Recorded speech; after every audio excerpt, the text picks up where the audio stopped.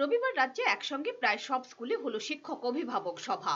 মহারানী তুলসীবতী বালিকা বিদ্যালয়ে এক শিক্ষক অভিভাবক সভায় মুখ্যমন্ত্রী বিপ্লব দেব বলেন, যেসব অভিভাবকরা স্কুলে আসবেন না তাদের বিরুদ্ধে ব্যবস্থা নেওয়া হবে। মুখ্যমন্ত্রী বলেন, অভিভাবকদের আসতেই হবে স্কুলে। এই প্রসঙ্গে তিনি প্রাইভেট স্কুলগুলোর উদাহরণ টেনে বলেন, বেসরকারি স্কুলে শিক্ষক অভিভাবক সভায় অভিভাবকদের উপস্থিত থাকা বাধ্যতামূলক, কিন্তু সরকারি স্কুলেই দেখা যায় অভিভাবকরা আসেন না স্কুলে। মুখ্যমন্ত্রী বলেন, এই অবস্থা থেকে আমরা রাজ্যের শিক্ষা ব্যবস্থাকে বের করে আনতে চাই। শিক্ষক অভিভাবক সভায় যারা থাকবেন না তাদের বিরুদ্ধে ব্যবস্থা নেবার ব্যাপারে রাজ্য সরকার চিন্তা ভাবনা করছে বলে জানিয়েছেন মুখ্যমন্ত্রী। 100% আমি বারবার বলেছি, রতনবাবু অনেকগুলো চিঠি দিয়েছে, অ্যাডভার্টাইজমেন্ট দিয়েছে যে 100% প্যারেন্টসটা যাতে আসে, কিন্তু 100% প্যারেন্টস আসেনি।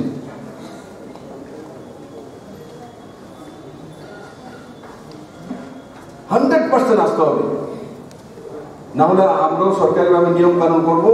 যদি প্যারেন্টসটা না মিটিং আসে তো তার জন্য কি করতে হবে, ব্যবস্থা করবো, ফাইন করবো, কোন না কোন ব্যবস্থা নিতে হবে, আসতে হবে আপনাদের।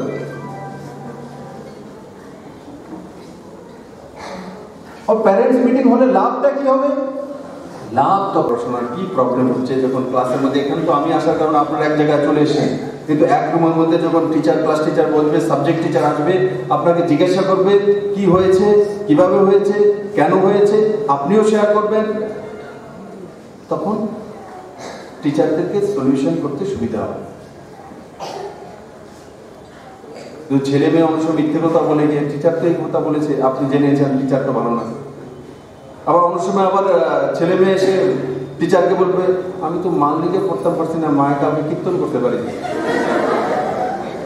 জিজ্ঞাসা করছে, কালকে বলো তুমি আজকে শিখেছ না? দিদিমণি আমি কালকে পড়তাম পারছি না। কেন? কালকে বাড়িতে কীর্তন রেখে দিয়েছে, সারাক্ষণ কীর্তন করছে। বছরে অন্তত 4 বার শিক্ষক অভিভাবকদের মধ্যে সভা করার কথা বলেন মুখ্যমন্ত্রী। তিনি বলেন, শিক্ষক এবং অভিভাবকদের মধ্যে কথা না হলে কোয়ালিটি এডুকেশন হবে না। সেই সঙ্গে পার্সোনালিটি ডেভেলপমেন্ট ট্রেনিং এর উপরও জোর দেন তিনি, এবং এই সংক্রান্ত কোর্স ছাত্রছাত্রীদের সিলেবাসে অন্তর্ভুক্ত করার কথাও যে সরকার ভাবছে সে কথা জানিয়েছেন মুখ্যমন্ত্রী। গুড ম্যানার, কিভাবে থালিতে ভাত খেতে হয়,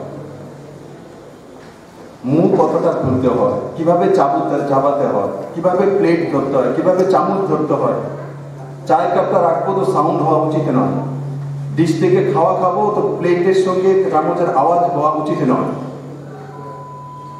মুখ খুলে না খাওয়া, মুখ বন্ধ করে চিবানো, কিভাবে দাঁড়াতে হয়, কোন সময় কোন ড্রেসটা পরতে হয়, কোন কালারটা কখন পরতে হয়, রাস্তাতে কিভাবে চলতে হয়, হসপিটালে গেলে কিভাবে কথা বলতে হয়, অফিসে গেলে কিভাবে দাঁড়াতে হয়, এগুলো কি শিক্ষা দেওয়া হয়?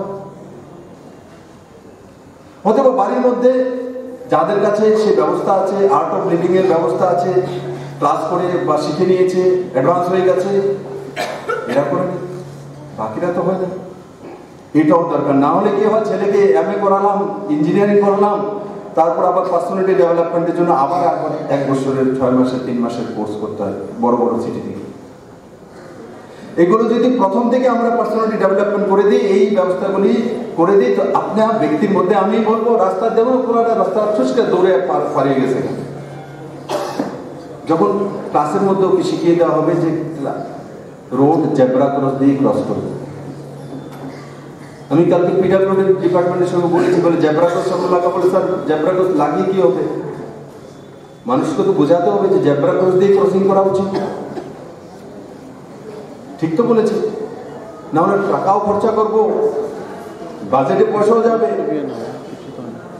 জেব্রা ক্রস জানেই না, বোঝে না, তাতে লাভ হবে। তো এই যে ব্যবস্থাগুলি বললাম, সেগুলি পারদর্শী শিক্ষা ব্যবস্থা তৈরি করে। তো কোয়ালিটি অফ এডুকেশনের জন্য যেমন নতুন সিলেবাস এসছে, তার সঙ্গে সঙ্গে অভিভাবকদেরকে টিচারদের সঙ্গে সম্পর্ক রাখতে হবে। প্রাইভেট স্কুলে যদি পড়ে, আমার ছেলে মেয়ে প্রাইভেট স্কুলে পড়েছে, তার জন্য আমি জানি, ও আমাকেও ফোন করে দেয়, কই আছেন আপনি, আপনার ছেলে এমন করছে, আপনার মেয়ে এমন করছে, ক্লাস টিচার ফোন করে। বা আমরা সেটা ক্লাস টিচারকে ফোন করি কালকে ক্লাসে কি হয়েছে, একদিন যদি স্কুল বন্ধ করে দেয় আজকে কি পড়ানো হয়েছে